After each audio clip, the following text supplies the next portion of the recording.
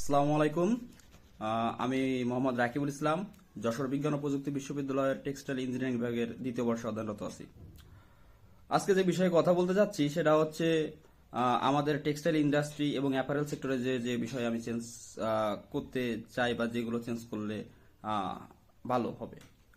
তো প্রথমত টেক্সটাইল সেক্টরে আমার মনে হয় আমাদের এই টেক্সটাইল সেক্টরটাকে যদি রোবোটিক্স বা আধুনিকায়ন করতে পারি, যেমন আমাদের হিউজ পরিমাণে এমপ্লয়ার প্রয়োজন হয় এই সেক্টরে, সেখানে যদি একটু রোবোটিক্স বা আর্টিফিশিয়াল ইন্টেলিজেন্সের মাধ্যমে আমরা এই সেক্টরের প্রয়োগটা বাড়াইতে পারি, তাহলে এই দিক থেকে আমাদের বিশাল অ্যামাউন্টের একটা অর্থ সেভ করা সম্ভব হবে।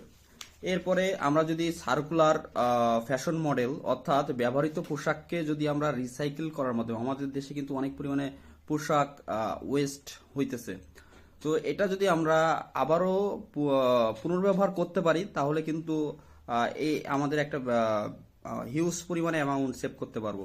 এরপরে ন্যানো টেকনোলজি যদি ইউজ করতে পারি, ন্যানো টেকনোলজি বলতে বোঝাচ্ছে যে আমাদের এখানে যদি টেম্পারেচার মেজারমেন্ট বা অন্যান্য যত মাইক্রো বায়োডিগ্রেডেবল ওয়াটার রেজিস্ট্যান্স, এগুলো যদি আমরা আমাদের পোশাকে আনতে পারি, বা এই সেক্টরগুলো আমাদের বর্তমানে আমাদের কোনো ইন্ডাস্ট্রিতে করা হইতেছে না, তো এগুলো যদি অ্যাড করতে পারি আমার মনে হয় যে এই সেক্টরে আরো বেশি উন্নতি করা সম্ভব। স্মার্ট টেক্সটাইল প্রযুক্তি, জিরো ওয়েস্টেজ, আমাদের আমাদের বর্তমান যে টেক্সটাইল সেক্টর, এইটাই সবচেয়ে বেশি ওয়েস্টেজ হইতেছে। এটা যদি জিরোর কাছাকাছি আনা যায়, ওয়েস্টেজের কারণে যে শুধুমাত্র আমাদের এই সেক্টরটাই আহ,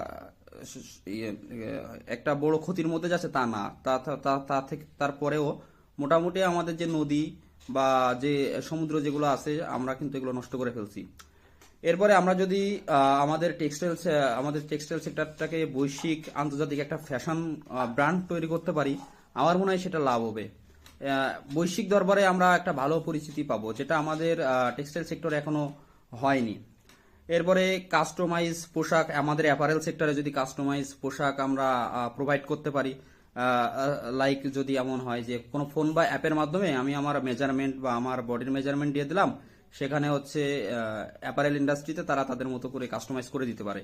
তো এটা যদি আমি অ্যাড করে বা আমরা করতে পারি, আমার মনে হয় এটা আমাদের টেক্সটাইল সেক্টরের জন্য অনেক বেশি অগ্রগামী হবে।